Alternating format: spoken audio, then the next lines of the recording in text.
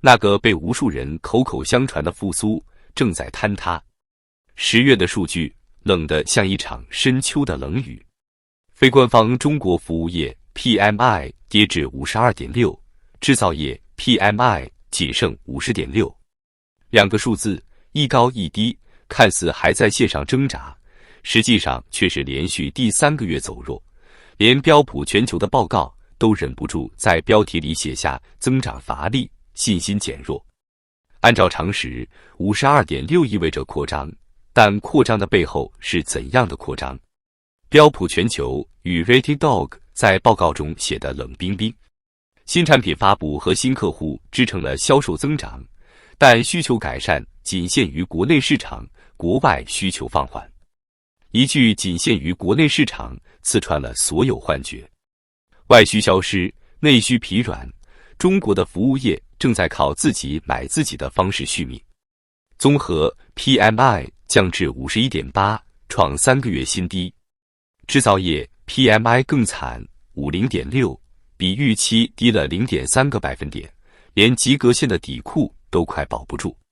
你或许会问，这有多严重？简单来说，从2023年到2025年，中国的制造业 PMI 已连续超过15次低于50，官方数据再怎么调整，也掩盖不了现实的困境。这意味着整个中国制造业几乎已经1年多没真正扩张过。有人说，中国制造业像一台老旧的发动机，每次政府加油门，它都会短暂地轰鸣几下，然后又陷入沉寂。过去2年，中国官方反复强调消费升级、服务业崛起，但这份10月 PMI 报告无情地揭开了幻象。受访企业普遍反映，国内消费仍在增长，但增长来源主要是价格折扣与促销。换句话说，商家卖得多，不代表赚得多。服务业企业的利润率已连续7个月下滑，10月的平均销售价格仍在下降，而成本却在上升，原材料、人工、租金、用电费一个都没降。报告写道，10月服务业平均投入价格再次上涨，成本通胀为近1年来最明显。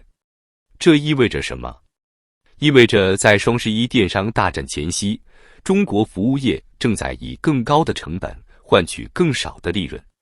更糟的是，就业还在萎缩。调查显示，10月服务业就业人数下降，受离职岗位未能及时补充以及裁员影响。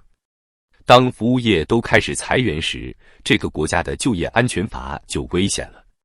因为在中国，服务业吸纳了全国超过 50% 的就业人口。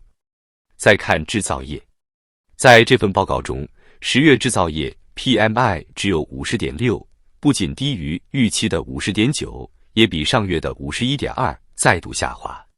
Rating Dog 创办人姚玉直言不讳，新出口订单录得5月份以来最显著降幅，贸易不确定因素加剧，出口疲软，生产放缓，信心坍塌，这3件事正像3根钉子，把中国制造业钉在了低速增长的十字架上。外需崩塌的原因之一是川普关税的阴影再度笼罩。自2025年中美贸易摩擦升级后，美国进口中国机械、电子产品的比重下降了 18%。来自越南、墨西哥、印度的替代订单在短短半年内暴增。中国企业失去了什么？不仅是订单，更是信心。报告提到，企业乐观度为6个月来最低。一句话，没人相信明天会更好。最可怕的不是经济收缩，而是看起来没收缩，但谁都没钱赚。10月的 PMI 虽然还在荣枯线上，但其内部分项指标几乎全线走弱，新出口订单降至收缩区间，就业指数继续下降，利润率被成本压缩，企业信心小幅减弱。这意味着什么？意味着中国经济正在进入一种无声衰退状态，数据勉强撑得住，但现实已经冷到骨头里。统计局公布的官方制造业 PMI 为 49.0， 连续7个月低于荣枯线。小型企业 PMI 更是跌至 47.1%， 几乎全线萎缩。小企业在倒，大企业在裁，中间层在死撑。这就是现在的中国经济。有人注意到，今年7月起，财新不再冠名 PMI， 改由 Rating Dog 接手。这件事在金融圈被戏称为换个包装继续卖。但不论叫财新 PMI 还是 Rating Dog PMI， 数字都不会撒谎。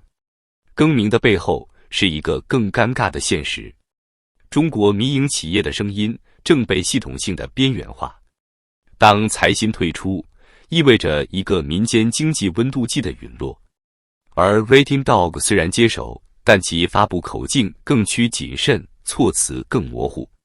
有人调侃现在的 PMI 报告像是一篇被润色过的墓志铭。PMI 报告出炉的时间恰好在双11购物节前夕，可这场全民狂欢看上去热闹非凡，实际上却冷气逼人。制造业放缓意味着供给端在减速，服务业疲软意味着消费端在降温。一句话，没人有钱买，也没人敢囤货。而那些被寄予厚望的电商巨头也在默默裁员，收缩预算。阿里、京东、拼多多的 GMV 目标都在暗中下调，天猫的商家退店率比去年同期上升了 22%。有分析师直言 ，PMI 的下降是中国消费降级的投影。过去花1万，现在花3000还要比价；过去囤货，现在先看能不能撑到下个月。中国政府并不是没有努力，从年初到现在，财政刺激一波接一波，地方专项债发行规模突破 4.2 万亿元，央行3次降准，1次定向降息，房地产去库存政策全面放开。但结果呢？ PMI 依然掉头向下。为什么？因为刺激的钱根本没流向真正需要它的地方。你去看看地方政府的专项债投下，超过一半的资金还在修地铁、修园区、修写字楼。那些早已空置的产业新城正在吞噬着未来的税收。企业拿不到贷款，中小企业更是被政策遗忘的人群。银行的信贷数据告诉我们，2025年3季度，小微企业贷款余额同比仅增长 2.1%， 远低于2023年的 8.7%。钱不是没发，而是被卡在银行账上、地方平台、国企项目里。这是一场资金的假流动，也是一次复苏的真失血。如果说 PMI 的回落只是冰山一角，那么通缩才是深海的黑洞。国家统计局的数据显示，2025年10月，中国 CPI 同比仅上涨 0.1%。PPI 工业品出厂价格则连续15个月下跌，10月降幅达负 2.3%。这意味着什么？意味着企业卖得越多，亏得越多。卖产品就像在亏损清库存。更讽刺的是，通缩并不是因为成本下降，而是因为没人买。全国零售额增速从2023年的 7.6% 降到今年的 3.2%。餐饮、服装、家电3大消费板块全面放缓。京东双11预售数据显示，家电类商品预售额同比下降 12%， 服装类下降 18%。这是中国第一次购物节成为经济寒冬的温度计。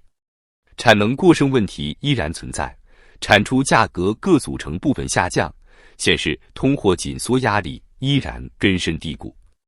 通缩就像一场静悄悄的灾难，它不爆炸，但它能慢慢掏空每个人的钱包和希望。为了稳增长，中国财政几乎开到极限，但问题是财政也没钱了。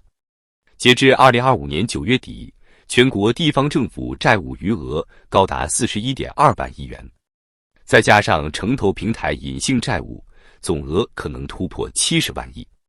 财政部内部人士透露，目前已有超过12个省份被列入债务重点监控区，包括云南、贵州、甘肃、天津、辽宁这些省市的财政收入连利息都快付不出来，于是中央财政只能继续加杠杆，再发债，再转移支付。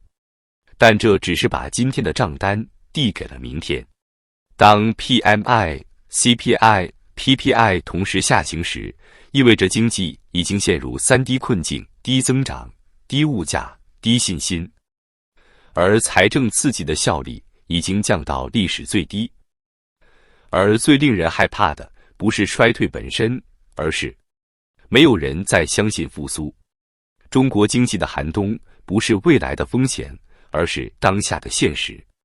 或许数据还会反弹，政策还会出台，但那种可以靠一剂强心针救活市场的时代已经一去不复返。中国正步入一个看似稳定却异常寒冷的新时代。